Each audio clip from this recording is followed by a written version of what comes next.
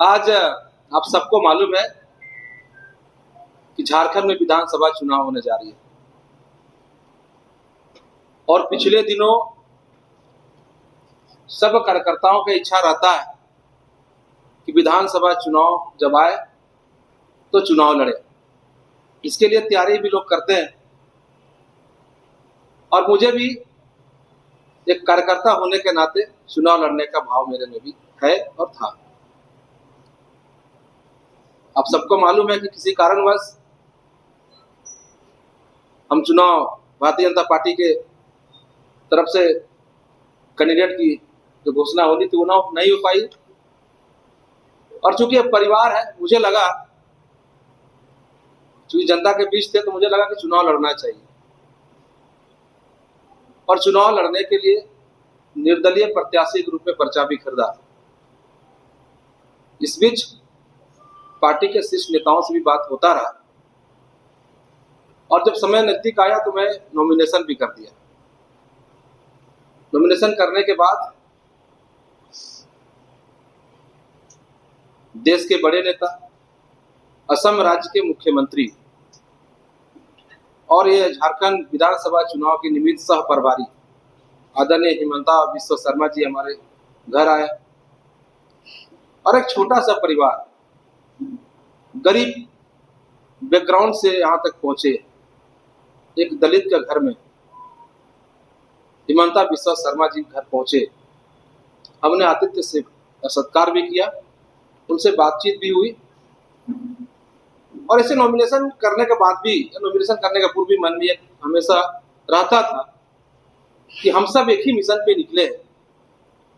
जिस प्रकार से झारखंड में झारखंड राज्य के मुख्यमंत्री हेमंत सोरेन जी जो सरकार चलाए और उस सरकार को हटाकर एक अच्छी सरकार देने के लिए हम सब आगे निकले हैं। यह भाव हमेशा नॉमिनेशन पूर्व मेरे में आता रहा। जब आदरणीय हिमंता बिस्वा शर्मा जी से कल मुलाकात हुई, हमारे घर आए, 1.5 घंटे हमारे घर में रहे। उसके बाद से मुझे लगा कि झारखंड को बचाना है तो बिखरना नहीं है और आज मैं आप सबके समक्ष मैं कांके विधानसभा क्षेत्र की जनताओं से जो चाहते हैं और चाहते भी हैं, अपने बेटा के रूप में मुझे रखते हैं, भाई के रूप में रखते हैं। मैं चुनाव वहां लड़ना चाहता था, लेकिन कभी कभी राष्ट्र को देखते हुए और राज्य को देखते हुए व्यक्तिगत स्वार्थ त्यागना पड़ जाता है और हम बहुत बड़ा त्याग कर रहे हैं। इसके बाद जनता के बीच हम जाएंगे, जनता के बीच रहेंगे, लेकिन मेरे लिए राष्ट्र सर्वोपरि है, हमारे लिए भारतीय जनता पार्टी सर्वोपरि है। इसलिए आपने पहले भी देखा होगा, जो भी हमारा इंटरव्यू था, चाहे पर्चा खरीदने के बाद या पर्चा भरने के बाद, हमने भारतीय जनता पार्टी के खिलाफ या भारतीय जनता पार्टी के नेताओं के खिलाफ नहीं बोला, ना मैं इस्तीफा दिया था।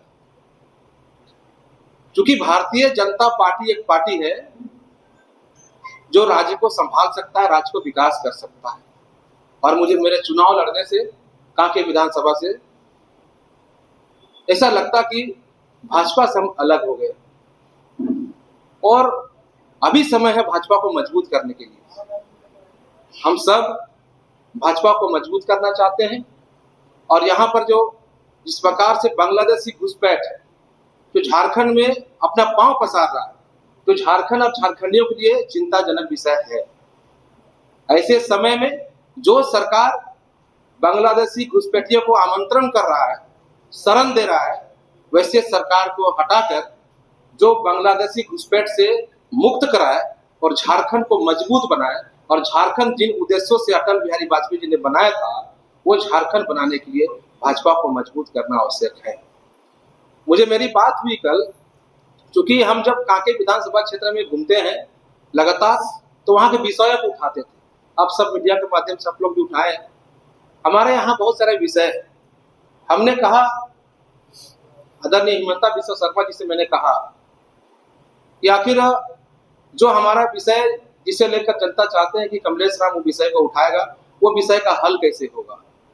आदरणीय हिमंता बिस्वा शर्मा जी ने कहा है और हमारे उस बैठक में दीपक प्रकाश जी भी आए हुए थे, प्रदीप वर्मा जी राज्यसभा सांसद जी भी आए हुए थे और सभी नेताओं से राय मशविरा किया कि आखिर कांके का भविष्य क्या होगा। उन्होंने आश्वस्त किया कि कांके के जो विषय है विधायक के रूप में नहीं कर पाएंगे, लेकिन भारतीय जनता पार्टी की सरकार बनेगी तो कांके में जो बुढ़ऊ के नौजवान जो पढ़े लिखे छात्र है, वहाँ के लोग संघर्ष कर रहे हैं कि बुढ़ऊ में डिग्री कॉलेज बनाया जाएगा। और पार्टी के नेताओं से कि सरकार बनती है तो हम विधायक रहे न रहे, लेकिन बुढ़ऊ में डिग्री कॉलेज बननी चाहिए, जिसमें सहमति बनी है। साथ ही साथ हमारे यहाँ बेरोजगार की बहुत बड़ी समस्या है, वो समस्या का भी निराकरण करने के लिए बात हुई।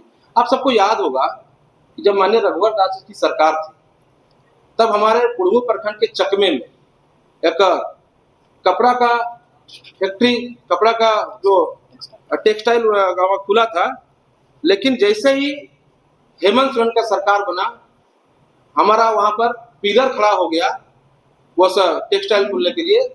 जैसे ही हेमंत सोरेन की सरकार बना, उस प्रोजेक्ट को बंद कर दिया।